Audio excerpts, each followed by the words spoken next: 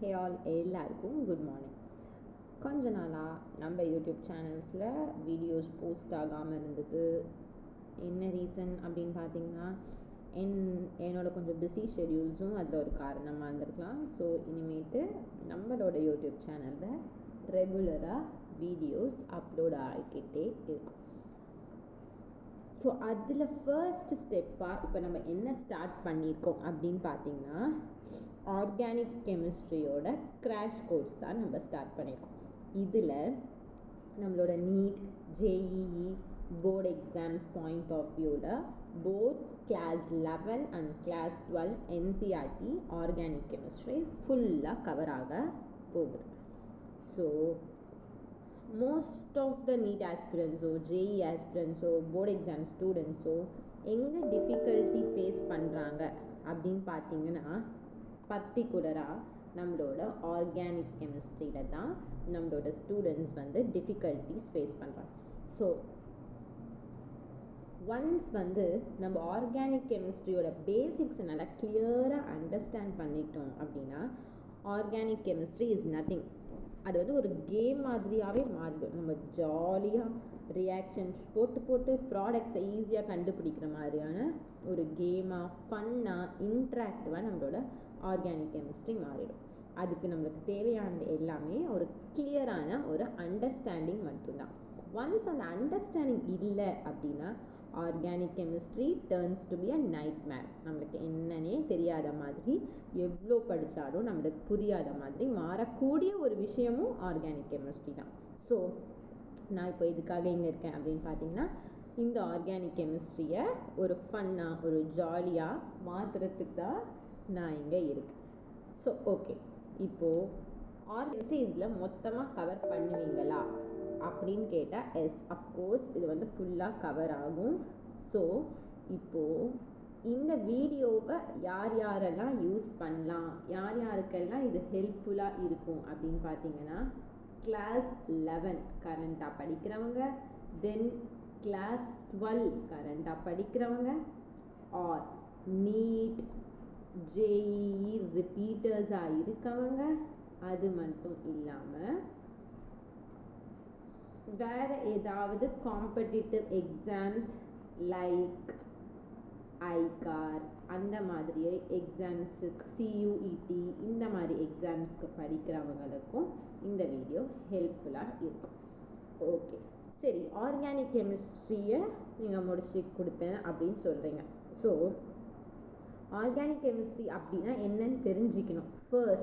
First of all organic chemistry அப்படின்னா என்ன அப்படின்னு எல்லாருக்குமே ஒரு டவுட் இருக்குது. ஏன் இது ஆர்கானிக் கெமிஸ்ட்ரி அப்படின்னு தனி பிரான்ச்சாக வச்சுருக்காங்க அப்படின்ற டவுட்டும் நம்ம எல்லாருக்கும் வரும். ஸோ நான் படிக்கிறப்போ எங்களோட டீச்சர், எங்கள் சாரோ மேமோ என்ன சொல்லி கொடுத்தாங்க அப்படின்னா கார்பனை சுற்றி எங்கெல்லாம் ஹைட்ரஜன் ஹைட்ரஜன் ஹைட்ரஜன்,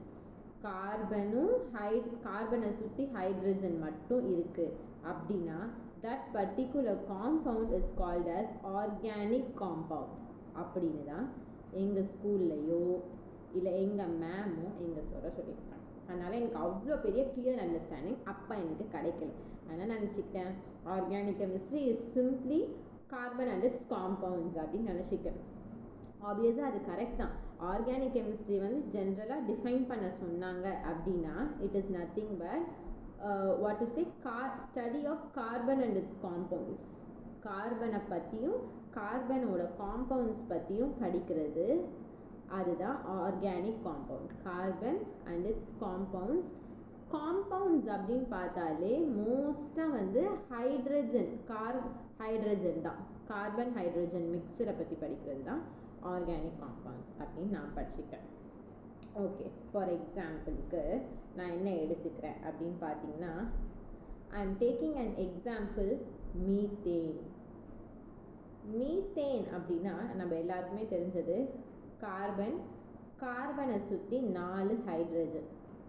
இப்படி நான் எங்கே பார்த்தாலுமே இது ஒரு ஆர்கானிக் காம்பவுண்ட் அப்படின்னு கேட்டாங்க அப்படின்னா yes, it's an organic compound. ஏன் கார்பன் இருக்குது, கார்பனை சுற்றி ஹைட்ரஜன் இருக்குது. ஸோ அப்போ வந்து நம்மளோட டெஃபினிஷனை இது சாட்டிஸ்ஃபை பண்ணி. என்ன definition? Study of carbon and its compounds. கார்பனை சுற்றி 4 ஹைட்ரஜன், ஸோ இது ஒரு கார்பன் காம்பவுண்ட். அதனால இந்த பர்டிகுலர் மீத்தேன் வந்து ஒரு ஆர்கானிக் காம்பவுண்ட். ஸோ இப்போது இந்த மீத்தேனை மைண்டில் வச்சுக்கோங்க. மீத்தேனில் இருந்து லைக் ஒரு பேசிக்கான ஒரு டெஃபினிஷன். எதோட டெஃபினிஷன் அப்படின்னு பார்த்தீங்கன்னா, ஃபஸ்ட்டு ஆர்கானிக் கெமிஸ்ட்ரி நம்மளுக்கு தெளிவாக தெரியணும் அப்படின்னா நம்மளுக்கு ஒரு விஷயம் தெரிஞ்சிருக்கணும். அது என்னன்னா ரியாக்ஷன் இன்டர்மீடியேட்ஸ். ஓகே, இந்த வார்த்தையை பார்த்தீங்கன்னா ஒரு ரியாக்ஷன் நடக்குது. இன்டர்மீடியேட் அப்படின்னா ஏதோ ஒன்று மறைமுகமாக இருக்குது அப்படின்னு சொல்லப்போம். ஃபார் எக்ஸாம்பிள், ஜென்ரலாக கெமிஸ்ட்ரியில் ஒரு ரியாக்டன்ட் எடுத்து ரியாக்ஷன் நடக்குது அப்படின்னா டைரெக்டாக இது ப்ராடக்டாக மாறிடும். இதுதான் நம்ம படிச்சிருக்கோம். ஆனால் இங்கே நடுவில் எதுவுமே இல்லாமல் ரியாக்டன்ட் அப்படின்றதும் ஒரு ஸ்டேபிள் ப்ராடக்ட் தான், இந்த ப்ராடக்ட் அப்படின்றதும் ஒரு ஸ்டேபிள் தான். ஸோ ஏன் இதை வந்து ஸ்டேபிள் அப்படின்னு சொல்கிறேன்னா, லைக் இது வந்து எர்த்லையோ அட்மாஸ்பியர்லையோ இது வந்து எந்த டிஸ்டர்பன்ஸ், எவ்வளோ டிஸ்டர்பன்ஸ் வந்தாலும் அதை வந்து தாங்கிக்கிட்டு இந்த எர்த்தில் எக்ஸிஸ்ட் ஆகுது அப்படின்னா தான் ஸ்டேபிள் அப்படின்னு சொன்னாங்க. ஃபார் எக்ஸாம்பிளுக்கு ஒரு ஹியூமன் பாடி வந்து ஸ்டேபிளா அப்படின்னு நம்ம கேட்டோம்னா, எஸ் இட்ஸ் ஸ்டேபிள். ஏன் அப்படின்னா, நான் வந்து வெயில் அடித்தாலும் நான் தாங்கிப்பேன், மழை அடித்தாலும் நான் வந்து தாங்கிப்பேன், எல்லாத்தையும் தாங்கிட்டு, கஷ்டம் வந்தாலும் தாங்கிப்பேன், சந்தோஷம் வந்தாலும் தாங்கிப்பேன், எல்லாத்தையும் தாங்கிட்டு தான் நான் இந்த வேர்ல்டில் இருக்கேன். அந்த மாதிரி தான் எந்த டிஸ்டர்பன்சஸ் வந்தாலும் தாங்கிக்கிட்டு அது வந்து இருக்குது அப்படின்னா மட்டும்தான் அது ஸ்டேபிள். ஒருவேளை அந்த டிஸ்டர்பன்சஸ்லாம் அது தாங்கலை அப்படின்னா அந்த பர்டிகுலர் காம்பவுண்ட் வந்து அன்ஸ்டேபிள்னு சொல்லிடுவாங்க. அந்த அன்ஸ்டேபிளாக இருந்தால் இந்த வேர்ல்டில் எக்ஸிஸ்ட் ஆக முடியாது. ஸோ அந்த அன்ஸ்டேபிளான ப்ராடக்ட்ஸ் எல்லாத்தையுமே நம்ம வந்து இன்டர்மீடியேட்ஸ் அப்படின்னு சொல்லிடுவோம். So tell me now, intermediates அப்படின்னா என்ன? In the other word, they can be said as unstable compounds அப்படின்னு சொல்லலாம். ஓகே, இப்போ அது என்ன ரியாக்ஷன் இன்டர்மீடியேட்ஸ் அப்படின்னா, இப்போ ரியாக்டன்ட் ஃபஸ்ட்டு வந்து நீங்கள் நினைக்கிற மாதிரி டைரெக்டாக ப்ராடக்டாக மாறிடுதா அப்படின்னு கேட்டால் மாறாது. அது வந்து ஃபஸ்ட்டு ஒரு இன்டர்மீடியேட்டாக மாறும். இன்டர்மீடியேட்னா நம்மளால் கண்ணால் பார்க்க முடியாது, ரியாக்ஷன்ஸில் தனியாக இதுக்கு ஒரு இடம் கொடுத்துருக்க மாட்டாங்க. ஏன் அப்படின்னா அது வந்து அன்ஸ்டேபிள். ஸோ ரியாக்டன்ட்ன்ற ஒரு ஸ்டேபிள் ப்ராடக்ட் வந்து இன்டர்மீடியேட் அப்படின்ற ஒரு அன்ஸ்டேபிள் ப்ராடக்டாக மாறி அதுக்கப்புறம் தான் ப்ராடக்ட் அப்படின்ற ஒரு ஸ்டேபிள் ப்ராடக்டாக மாறுது. ஓகேவா? ஸோ இது வந்து அன்ஸ்டேபிள் அப்படின்றதால ரியாக்ஷன்ஸில் காட்டாமல் டைரெக்டாக ரியாக்டன்ட் கிவ்ஸ் ப்ராடக்ட் அப்படின்னு சொல்லிடுவாங்க. ஆனால் ஆர்கானிக் கெமிஸ்ட்ரியை நம்மளுக்கு நல்லா புரியணும் அப்படின்னா இந்த இன்டர்மீடியேட்ஸை பற்றி நல்லா தெரிஞ்சிருக்கணும்.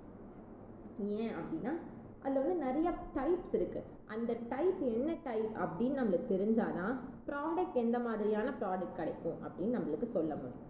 ஸோ இப்போ இந்த ரியாக்ஷன் இன்டர்மீடியேட்ஸ் பார்த்தீங்கன்னா 2 டைப்ஸாக பிரிக்கலாம். என்ன 2 டைப்ஸ் அப்படின்னா, ஹோமோலைட்டிக் இன்டர்மீடியேட் அப்படின்னும் ஹெட்டரோலைட்டிக் இன்டர்மீடியேட் அப்படின்னும் பிரிக்கக்கூடியது தான் இந்த ரியாக்ஷன் இன்டர்மீடியேட்ஸ். சரி, இப்போது இந்த வார்த்தைகளை முன்ன பின்ன பார்த்துருக்க மாட்டீங்க. லைக் 11th ஸ்டாண்டர்டாக இருந்திருந்தீங்கன்னா சுத்தமாக பார்த்துருக்க மாட்டீங்க. 12th இருந்திருந்தீங்கன்னா எங்கேயோ மேமோ சாரோ சொல்லி நம்ம கேட்டிருப்போம். ரிப்பீட்டர்ஸாக இருந்தீங்க அப்படின்னா நல்லாவே தெரிஞ்சிருக்கும். பட் அர்த்தம் புரியாமல் கூட சில பேர் இருந்திருப்பீங்க. ஓகே, ஸோ நான் சொல்கிறேன் எல்லாருக்குமே. ஹோமோலைட்டிக் அப்படின்ற வார்த்தையை 2ஆக பிரித்தா ஹோமோ ஒன்றும் லைட்டிக் ஒன்றும் வரும். ஹோமோ அப்படின்னா சேம்.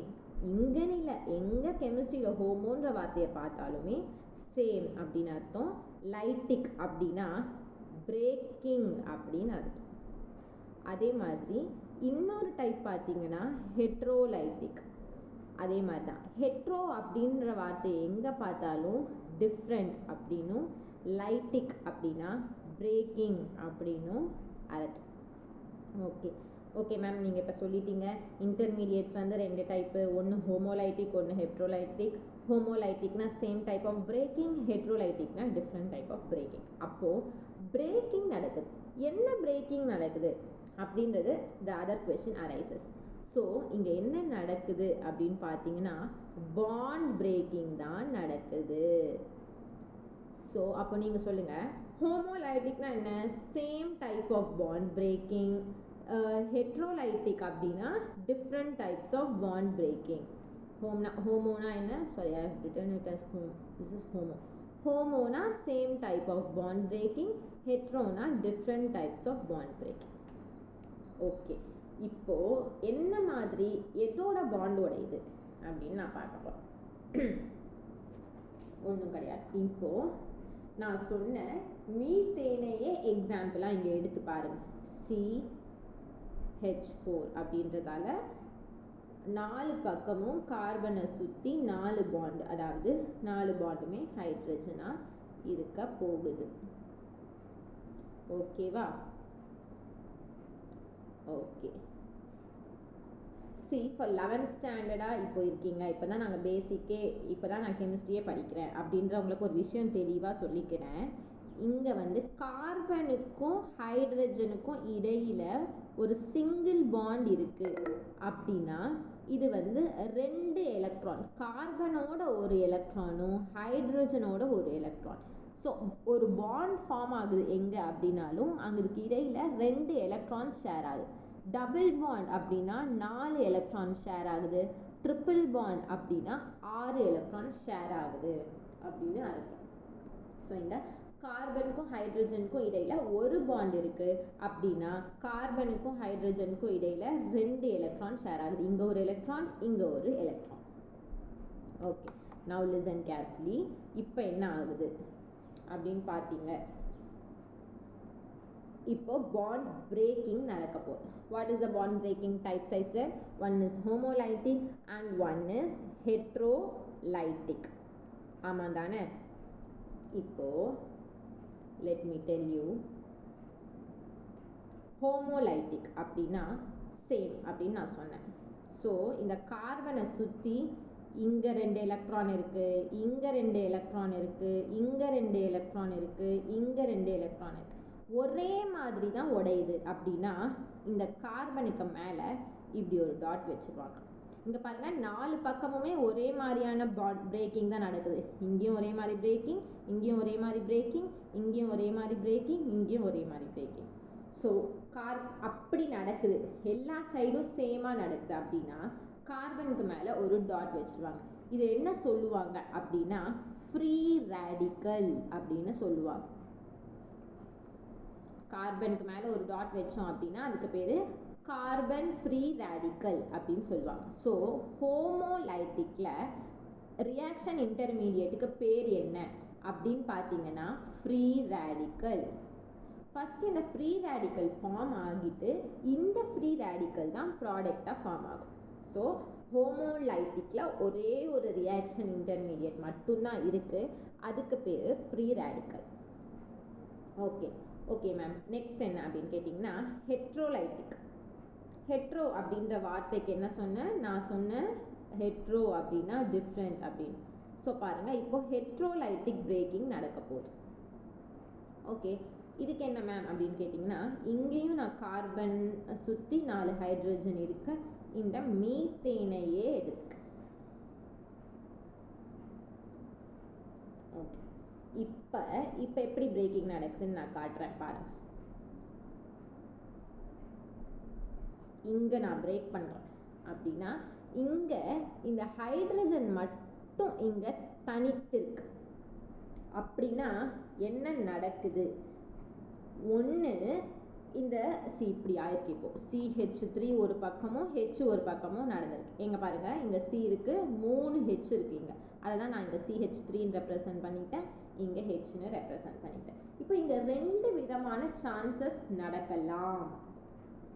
என்ன சான்சஸ் நடக்கலாம் அப்படின்னு பார்த்தீங்கன்னா, ஒன்று ஹைட்ரஜன் அதோட எலக்ட்ரானை CH3 பார்ட்டுக்கு கொடுக்கலாம். அப்படி இல்லை அப்படின்னா CH3 பார்ட்டு அதோட எலக்ட்ரானை ஹைட்ரஜனுக்கு கொடுக்கலாம். இந்த 2 விதமான பாசிபிலிட்டிஸ் இருக்கு. ஓகே, இப்போ சார்ஜ் சார்ஜ் வந்து எப்போ கெமிஸ்ட்ரியில் அரைஸ் ஆகுது அப்படின்னு பார்த்தீங்கன்னா, எலக்ட்ரான் வந்து ரெண்டுத்துக்கும் இதுக்கும் ஈக்குவலாக இல்லை. ஒன்று இது எலக்ட்ரானை கொடுக்க போகுது, இல்லைன்னா CH3Hக்கு எலக்ட்ரானை கொடுக்க போகுது. இப்போது ஹைட்ரஜன் வந்து CH3க்கு எலக்ட்ரானை கொடுக்க போகுது அப்படின்னு பார்த்தீங்கன்னா, இந்த CH3 வந்து இங்கே எலக்ட்ரான் அக்செப்டார். ஒன்ஸ் நம்ம எலக்ட்ரானை அக்செப்ட் பண்ணிக்கிட்டோம், வாங்கிக்கிறோம் யார்கிட்டயாவது இருந்து அப்படின்னா, அப்போ நெகட்டிவ் சார்ஜ் இந்த CH3க்கு வரும், கொடுக்க போகிற ஹைட்ரஜனுக்கு பாசிட்டிவ் சார்ஜ் வந்துடும். அதே இப்போ இந்த CH3Hக்கு எலக்ட்ரானை கொடுக்குது அப்படின்னா Hக்கு நெகட்டிவ் சார்ஜும் CH3க்கு பாசிட்டிவ் சார்ஜும் வந்துடும். ஓகேவா?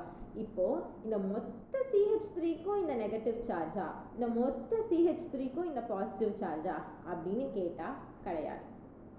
See, I am considering a case CH4. ஓகேவா? H. இப்போ இந்த ஹைட்ரஜன் இங்கே தான் பிரேக்கேஜ் நடக்குது. இந்த ஹைட்ரஜன் வந்து எலக்ட்ரானை CH3க்கு கொடுக்குது அப்படின்னா, என்னோட சார்ஜை நான் எங்கே போடணும் அப்படின்னு பார்த்தீங்கன்னா, கார்பன் தான் என்னோட சென்ட்ரல் காம்பவுண்டு, சென்ட்ரல் எலமெண்ட். அதனால் என்னோட சார்ஜை நான் கொண்டு போய் இங்கே போடணும், Cக்கு மேலே போடணும், ப்ளஸ் சார்ஜை இங்கே போடணும். இப்போது C- அப்படின்னு இருக்குது அப்படின்னா, இதுக்கு பேர் கார்ப் ஆனயான் அப்படின்னு சொல்லுவாங்க. இப்போது அதர் கேஸ்க்கு நம்ம போகிறோம். அந்த கேஸ் என்ன அப்படின்னா, CH3 வந்து அதோட எலக்ட்ரானை ஹைட்ரஜனுக்கு கொடுக்குது அப்படின்னு பார்த்தீங்கன்னா, இங்கே H அதே மாதிரி இங்கே பாண்டு உடையுது. இப்போது இந்த பார்ட்டுக்கு எலக்ட்ரானை கொடுக்குது அப்படின்னா, Cக்கு பாசிட்டிவ் சார்ஜ், Hக்கு நெகட்டிவ் சார்ஜ். Cக்கு மேலே எங்கெல்லாம் பாசிட்டிவ் சார்ஜ் பார்க்குறீங்க அப்படின்னா, அதுக்கு பேர் கார்போ கேட்டயான் அப்படின்னு சொல்லுவாங்க. ஓகேவா? இப்போது ஆக்சுவலாக ரியாக்ஷன் இன்டர்மீடியேட்ஸே மொத்தம் 3 டைப்ஸ் தான். இவ்வளோ தூரம் நம்ம படித்தது எல்லாத்தையுமே சம்மப் பண்ணி பார்த்தோம் அப்படின்னா 3 ரியாக்ஷன் இன்டர்மீடியேட்ஸ் தான் இருக்குது. ஒன்று பேர் ஃப்ரீ ரேடிக்கல், ஒன்று பேர் கார்பானயான், and the other one is called as carbocation. இதுதான் மொத்த ஆர்கானிக் கெமிஸ்ட்ரியில் இருக்க ரியாக்ஷன் இன்டர்மீடியேட்ஸ். அதுலேயும் இந்த ஃப்ரீ ரேடிக்கல் வந்து ஹோமோலைட்டிக்கில் வந்துடும், இது ரெண்டும் ஹெட்ரோலைட்டிக்கில் வந்துடும். ஓகே, இப்போது ஃபஸ்ட்டு ரியாக்ஷன் எடுத்துக்கிறோம் அப்படின்னா, அந்த ரியாக்ஷன் வந்து ரியாக்ஷன் இன்டர்மீடியேட்டாக கன்வெர்ட் ஆகும். Maybe it may be free radical, it may be carbanion, it may be carbocation. அது அதோட சுச்சுவேஷனுக்கு ஏற்ற மாதிரி. அதுக்கப்புறம் தான் இந்த இன்டர்மீடியேட்ஸ் ஸ்டேபிளான ஒரு ப்ராடக்டாக கன்வெர்ட் ஆகும்.